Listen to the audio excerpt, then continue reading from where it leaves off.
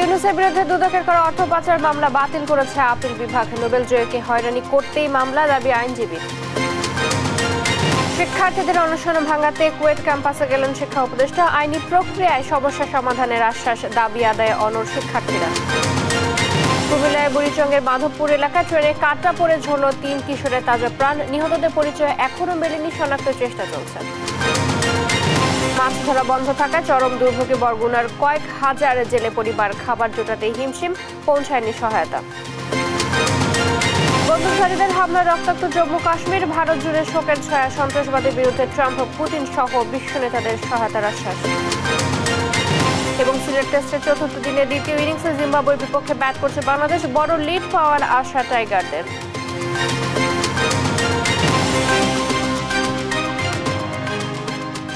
দেখছিলেন সংবাদ শিরোনাম, এবারে বিস্তারিত সংবাদ। দুপুরে আপনাদের সাথে আছি চৈতি সরওয়ার। ডক্টর মোহাম্মদ ইউনূসের বিরুদ্ধে দুদকের করা অর্থ পাচার মামলা বাতিল করেছেন আপিল বিভাগ। বুধবার প্রধান বিচারপতি ডক্টর সৈয়দ রেফাত আহমেদের নেতৃত্বাধীন আপিল বিভাগ এই রায় দেন। হাইকোর্টের রায়ের বিরুদ্ধে ডক্টর ইউনূসের আপিল মঞ্জুর করে সর্বোচ্চ আদালত এই রায় ঘোষণা করেন। ইউনূসের আইনজীবী জানান, তাকে হেনস্থা করতেই এমন মামলা সাজায় পতিত সরকার। এর আগে মামলা বাতিল চেয়ে আবেদন খারিজ করে হাইকোর্টের রায়ের বিরুদ্ধে আপিলের ওপর শুনানি শেষে গত ১৯ মার্চ প্রধান বিচারপতি সৈয়দ রেফাত আহমেদের নেতৃত্বে আপিল বিভাগ রায়ের জন্য দিন ধার্য করেন। দুদকের উপপরিচালক গুলশান আনোয়ার প্রধান বাদী হয়ে ২০২৩ সালের ৩০ মে মামলাটি দায়ের করেন। গত বছরের ১২ জুন ওই মামলায় অধ্যাপক ইউনূস সহ ১৪ জনের নামে অভিযোগ গঠন করেন ঢাকার বিশেষ জজ আদালত ৪। পরে মামলার কার্যক্রম বাতিল চেয়ে অধ্যাপক ইউনূস সহ ৭ জন হাইকোর্টে আবেদন করেন। আবেদনের ওপর গত বছরের ১১ জুলাই শুনানি শেষ হয়। পরে গত ২৪ জুলাই আবেদন খারিজ করে হাইকোর্ট। পরে আপিল বিভাগে আবেদন করেন অধ্যাপক ডক্টর ইউনূস।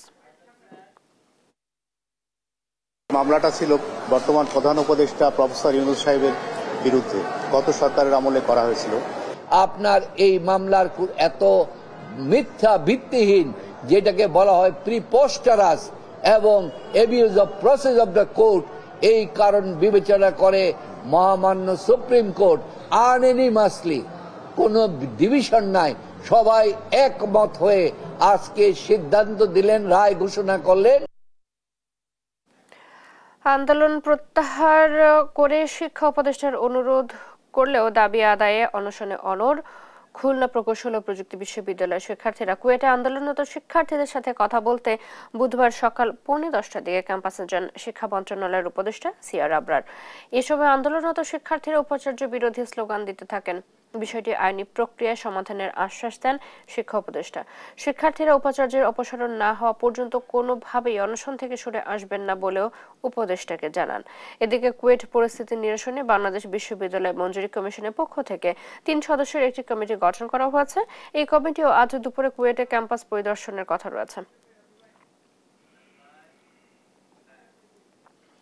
উপাচার্যের পদত্যাগের দাবিতে কুয়েটে অনশনরত শিক্ষার্থীদের দেখতে পরিদর্শনে গেছেন শিক্ষা উপদেষ্টা ডক্টর সিআর আবরার। এই নিয়ে আরো জানাতে সেখান থেকে যুক্ত হচ্ছেন সহকর্মী নুরুল ইসলাম রকি। কুয়েট শিক্ষার্থীদের দাবি আদায়ের বিষয়ে শিক্ষা উপদেষ্টা কিছু বলেছেন কিনা এবং এই মুহূর্তে ক্যাম্পাস পরিস্থিতি কেমন দেখছেন?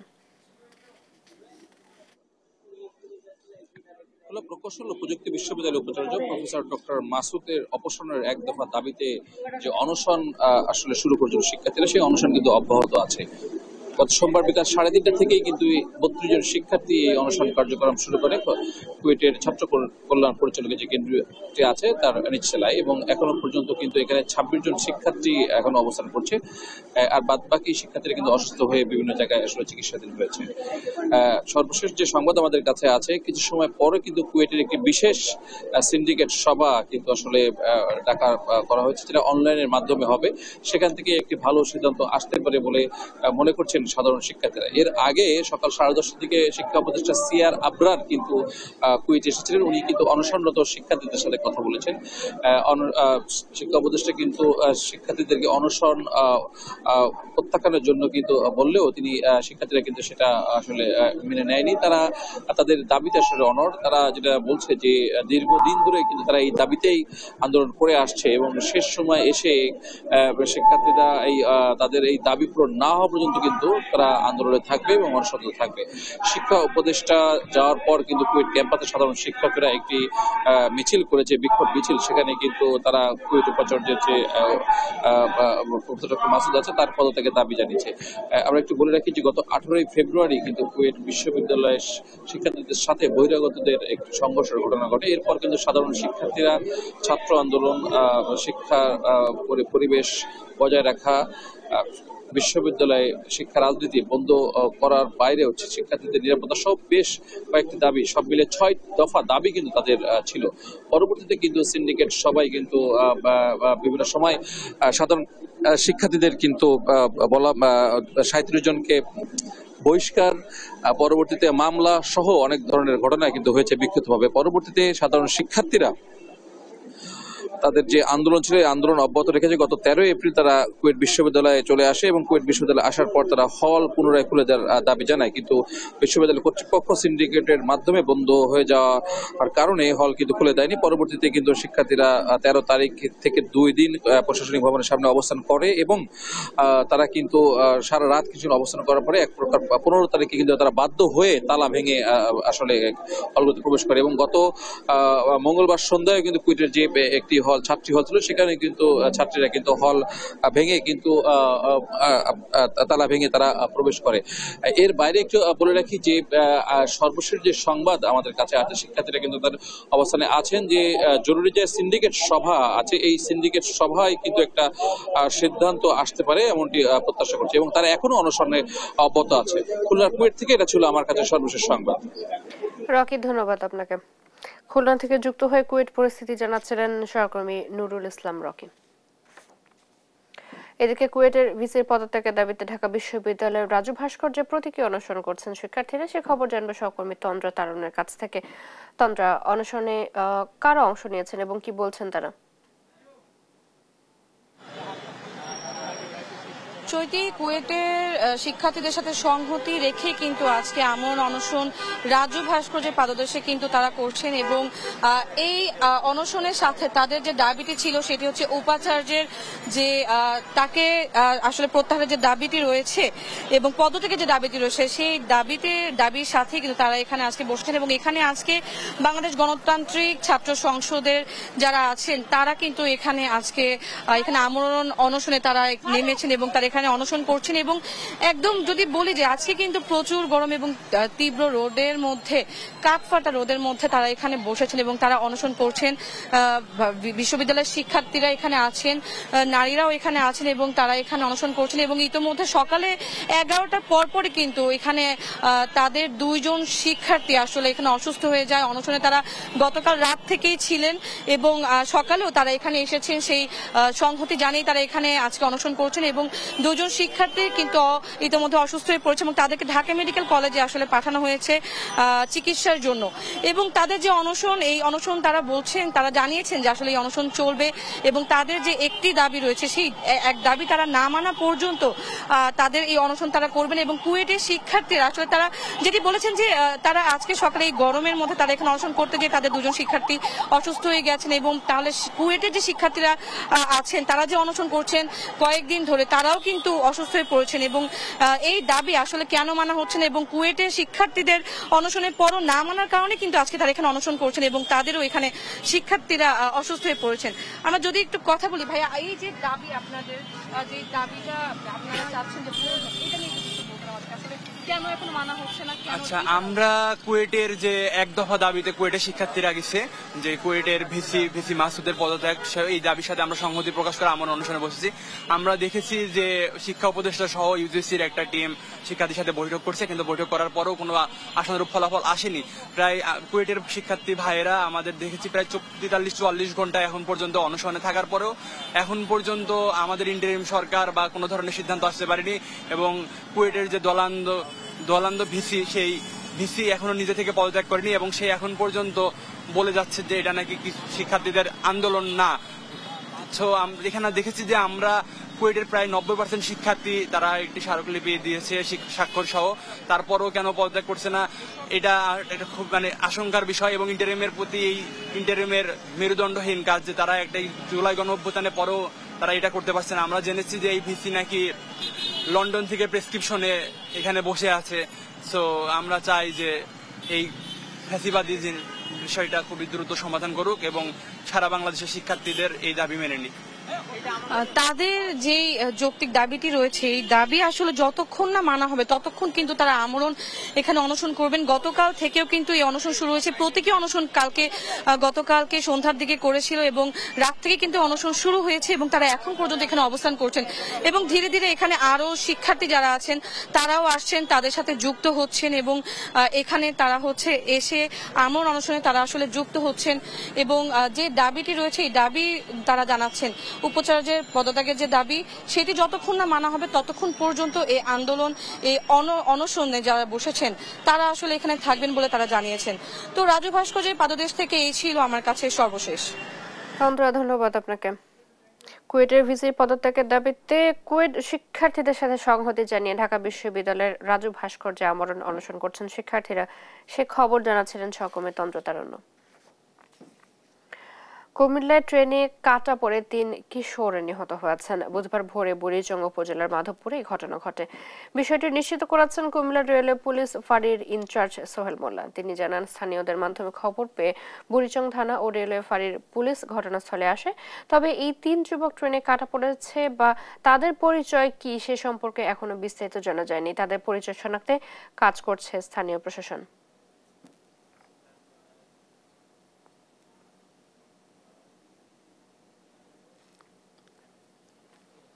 গাজীপুরের শ্রীপুরে মাওনা বরমি আঞ্চলিক সড়কে দাঁড়িয়ে থাকা ট্রাকের পেছনে যাত্রীবাহী সিএনজির ধাক্কায় একজন নিহত হয়েছেন। বুধবার ভোরে উপজেলার ওজেলাভ এলাকার ন্যাশনাল পোল্ট্রির সামনে এই দুর্ঘটনা ঘটে। বিষয়টি নিশ্চিত করেছেন শ্রীপুর থানার ভারপ্রাপ্ত কর্মকর্তা মোহাম্মদ জয়নাল আবেদিন মণ্ডল। স্থানীয়রা জানান, দাঁড়িয়ে থাকা ট্রাকের পেছনে সজোরে ধাক্কা দিলে সিএনজি চালক ঘটনাস্থলে প্রাণ হারান। এ সময় আহত হন 4 জন। আহতদের উদ্ধার করে শ্রীপুর উপজেলা স্বাস্থ্য কমপ্লেক্সে নিয়ে যাওয়া হয়। কক্সবাজারের রাজু মিস্ত্রির কাজ করতে এসে সিলেটের জকিগঞ্জ উপজেলা থেকে অপহৃত 6 জনকে টেকনাফের গহীন পাহাড় থেকে উদ্ধার করেছে পুলিশ। মঙ্গলবার রাত 8:30টার দিকে টেকনাফ উপজেলার সদর ইউনিয়নের রাজার ছড়া 1 নম্বর পাহাড় থেকে তাদের উদ্ধার করা হয়। এর আগে গেল 15 এপ্রিল বিকেলে সিলেটের জকিগঞ্জ উপজেলার খলাছড়া ইউনিয়নের পশ্চিম লোহার মহল এলাকার 6 জন কাজের খোঁজে কক্সবাজারের উদ্দেশ্যে রওনা দেন। 16 এপ্রিল কক্সবাজার পৌঁছানোর পর পরিবারের লোকজনের সাথে যোগাযোগ করেছেন, কিন্তু এরপর থেকে তাদের মোবাইল ফোন বন্ধ পাওয়া যায়। মঙ্গলবার সন্ধ্যায় বাহুদিন অপহৃতদের স্বজনরা টেকনাফ থানায় অজ্ঞাত আসামিদের বিরুদ্ধে একটি অভিযোগ দায়ের করেন। পুলিশের একটি টিম এ নিয়ে কাজ শুরু করে। রাজধানী মোহাম্মদপুরে বসিলার হাইকার খালে অবৈধ স্থাপনা উচ্ছেদে অভিযান চালাচ্ছে ঢাকা উত্তর সিটি কর্পোরেশন। এ নিয়ে আরো জানাতে আমাদের সাথে যুক্ত হচ্ছেন সহকর্মী নাহিদ। নাহিদ, এখনো পর্যন্ত কতটি স্থাপনা উচ্ছেদ করা হয়েছে?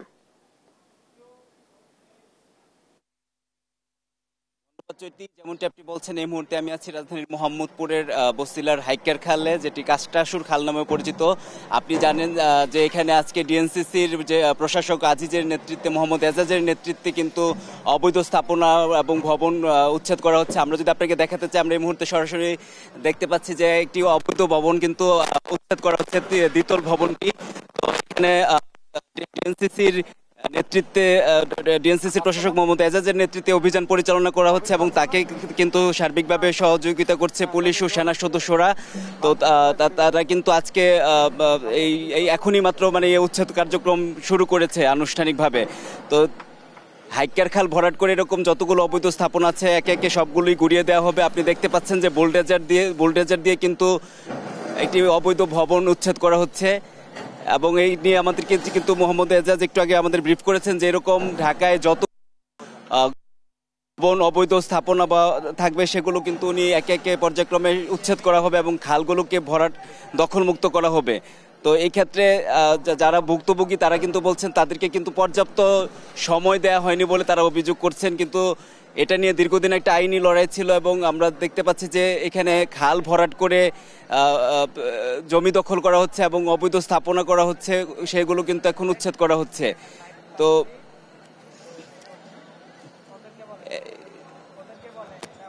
ডিএনসিসির নেতৃত্বে বাহিনী এবং পুলিশ সদস্যরা উপস্থিত আছেন, তাদের উপস্থিতিতে এই উচ্ছেদ অভিযান চলছে। এখনো পর্যন্ত কিন্তু এই একটি ভবন দিয়ে শুরু করা হয়েছে উচ্ছেদ অভিযান এবং কঠোর হুঁশিয়ারি দিয়েছেন এরকম যত ডিএনসিসি প্রশাসক যত অবৈধ স্থাপনা এবং ভবন আছে সেগুলো উচ্ছেদ করা হবে। তো রাজধানীর মোহাম্মদপুরের বস্তিলার খাল থেকে এই ছিল আমার কাছে সবশেষ।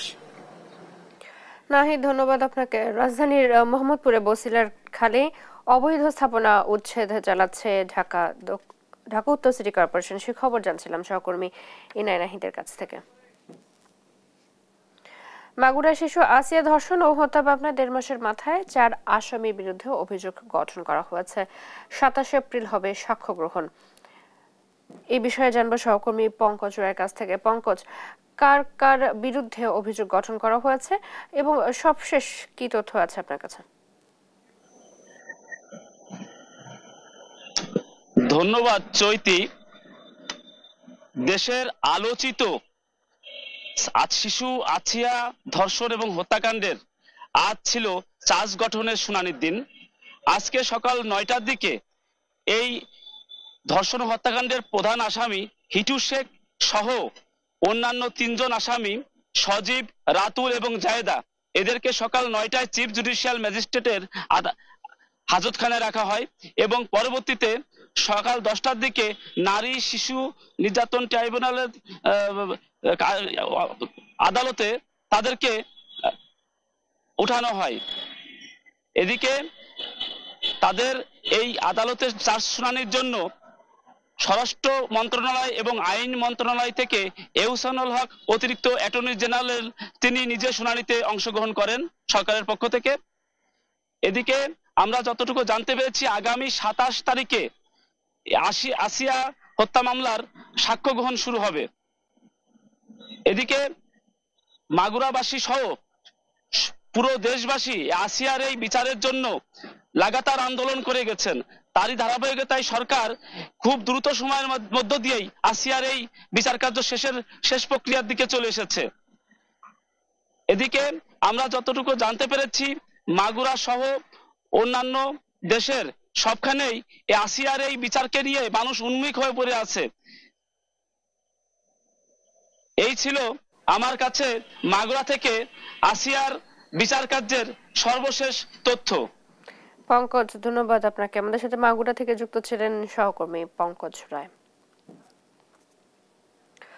বিএনপি সংস্কার চাইলেও বিপর্যয় ডেকে আনবে এমন সংস্কার চায় না বলে জানিয়েছেন দলটির স্থায়ী কমিটির সদস্য মির্জা আব্বাস।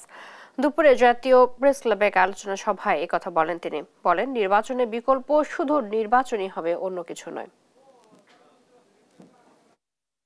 নির্বাচনের বিকল্প শুধুমাত্র নির্বাচনই হতে পারে, অন্য কোনো কিছু হতে পারে না। নির্বাচনের বিকল্প নির্বাচন। আমরা সংস্কারও চাই, আমরা নির্বাচনও চাই। কোন সংস্কারটা চাই? যেটা দেশের মানুষের জন্য প্রয়োজন। অপ্রয়োজনীয় সংস্কার যেটা আরো রেখে আনবে এমন সংস্কার আমাদের প্রয়োজন নাই। 58 দিনের জন্য মাছ ধরা বন্ধ থাকায় চরম দুর্ভোগে পড়েছে বরগুনার হাজার হাজার জেলে পরিবার। সরকারি সহায়তার চাল এখনো পৌঁছায়নি জেলেদের ঘরে। উপার্জনের পথ বন্ধ, তাই দুবেলা খাবার জোটাতেই হিমশিম খেতে হচ্ছে তাদের। বরগুনা থেকে রিয়াজ আহমেদ মুসার পাঠানো তথ্য ছবিতে জানাচ্ছেন সালমা জাহান। ঘরে নেই চাল, সাগরেও নিষেধাজ্ঞা। বরগুনার জেলেদের দিন কাটছে এমন অনিশ্চয়তায়। সাগরে 58 দিনের নিষেধাজ্ঞা শুরুর 1 সপ্তাহ পেরিয়ে গেলেও এখনো খাদ্য সহায়তা পাননি বরগুনার সমুদ্রগামী 27,000 জেলে। এতে পরিবারের ভরণ পোষণ নিয়ে চরম বিপাকে জেলেরা। চলতি বছর সাগরে কাঙ্ক্ষিত মাছ না পাওয়ায় ঋণের জালে জর্জরিত তারা। এছাড়াও রয়েছে ঋণের কিস্তি পরিশোধের চাপ। এমন অবস্থায় খাদ্য সহায়তার চাল না পাওয়ায় পরিবার নিয়ে চরম বিপাকে কর্মহীন জেলেরা। এখন পর্যন্ত আমাকে ওই চাল টাল দেয় নাই, কিন্তু আমরা খুব কষ্টে আছি। আমরা কিস্তি বেতাল পড়ছি বেতালে, এখন মনে করেন চালটাও দিতেছ না। চালটা দিলে তো আমরা মোটামুটি খাইলে ভালো চলতে পারতাম। ঘুরেগানা লইয়ে নই আমাকে ভাত কাপড়ে দারুণ কষ্ট পাইতেছি। এখন যে আমরা কি খামু এরকম কোনো জানলে সিস্টেম নাই। জেলা মৎস্য কর্মকর্তা বলছেন, জেলেদের জন্য সরকারি সহায়তার বরাদ্দ পেলেই তা দ্রুত তাদের মাঝে বন্টন করা হবে। আমি অলরেডি জেলা খাদ্য কর্মকর্তার সঙ্গে কথা বলে রেখেছি। পর্যাপ্ত চাল ডাল মজুদও আছে, উনি ইনশিওর করেছেন যে আমরা বরাদ্দটা পেলে যত দ্রুত সম্ভব আমরা দেওয়ার চেষ্টা করব। বরগুনা জেলার 6টি উপজেলার মোট জেলের সংখ্যা প্রায় 37,000, তবে এদের মধ্যে সমুদ্রগামী জেলের সংখ্যা 27,000-এর মতো, অর্থাৎ অধিকাংশ জেলেই জীবিকা নির্বাহ করেন গভীর সমুদ্র পাড়ি দিয়ে। নিউজ ডেস্ক, দেশ টিভি। মৌলভীবাজারের হাওড়া অঞ্চলের ক্ষেতের পর ক্ষেত সোনালী ধানে ভরে গেছে। এজন্য হাওড়ের বাতাসে সবুজ ধানের সোনালী শীষে কৃষকদের মুখের হাসি। চারদিকে ধান কাটা ও মাড়াইয়ের উৎসব চলছে। জেলার 7 উপজেলায় বোরো ধানের আশাতীত ফলন হয়েছে। ফলন ভালো হলেও বর্তমান বাজারের ধানের ন্যায্য দাম পাওয়া নিয়ে শঙ্কায় আছেন কৃষকরা। সহকর্মী সালে ইলাহি কুটির তথ্যচিত্রে বিস্তারিত জানাচ্ছেন শামীম হোসেন। মৌলভীবাজারে চলতি বোরো মৌসুমে লক্ষ্যমাত্রার চেয়ে 40 হেক্টর বেশি জমিতে বোরো ধানের আবাদ হয়েছে। আবহাওয়া অনুকূলে থাকায় জেলায় এবার ধানের আশাতীত ফলন হয়েছে। এতে কৃষকদের মুখে ফুটেছে স্বস্তির হাসি। হাকালুকি, কাওয়াদিঘি, শ্রীমঙ্গলের হাইল হাওড় সহ জেলার 7টি উপজেলার বিস্তীর্ণ হাওড় অঞ্চলে ধান কাটা চলছে উৎসবমুখর পরিবেশে। প্রচণ্ড খরা ও গরমের মাঝেও মাঠে কিষানীদের বিশাল কর্মযজ্ঞ চোখে পড়ার মতো। ধান কাটার পাশাপাশি জমির পাশেই চলছে ধান মাড়াই ও সেদ্ধ করার কাজ। বাচ্চা কাচ্চা সব লইয়া ধান তোলা তাইছি। ফসল খুব আর ভালো হয়েছে, এবার বৈশাখী সুন্দর ফসল হয়েছে, কোনো ক্ষয়ক্ষতি না। আর খাওয়া দিকে হইলো যে কিছু খাল নদী নালা আছে, কুশিয়ার লগে যোগাযোগ ওই নদীগুলার কিছু খুদানির চেষ্টা করলে আর কোনো বছর ওই জলে খাইতো না। খাওয়া দিকেও সুন্দরভাবে আস্থা খাওয়া দিকে যাওয়ার। আমরা এলাকাতে এখন তো এক ফসল বুড়ো ধান যদি এখন আমরা ফাইনি খাঞ্জে নেগি মেঘটে দিলে তো সবকিছু বুড়াই লিব। 100 টাকা করে আনছিলাম বীজ ধান, বুড়ো ধানের বীজ আনার পরে যে আমরা খরচগুলো আছে এই খরচগুলো আর এই গিয়া না তো আমরা খরায়ও কোনো অনেক ক্ষতিপূর্ণ করছে। মানে প্রচুর ধান এই যে আমরা খেতেই আমরা মানে সবকিছু এই ক্ষেত করার দিকে আমরা 12টা মাস আমরা ভাত খাই। আবহাওয়া অনুকূলে থাকলে এবং শিলাবৃষ্টির মতো কোনো দুর্যোগ না ঘটলে এবছর বড় মৌসুমটি মৌলভীবাজারের কৃষকদের জন্য একটি সফল অধ্যায় হয়ে থাকবে বলে মনে করছেন সংশ্লিষ্টরা। তো আবহাওয়া বর্ষ খুবই অনুকূলে আছে, ফলন বর্ষ ভালো হয়েছে। তো আমরা আশা করছি এই বছর আমাদের ভালো ফলন আসবে ইনশাআল্লাহ, প্রাকৃতিক কোনো দুর্যোগ না হলে। চলতি বোরো ধানের উৎপাদন লক্ষ্যমাত্রা নির্ধারণ করা হয়েছে 2,48,400 মেট্রিক টন। নিউজ ডেস্ক, দেশ টিভি।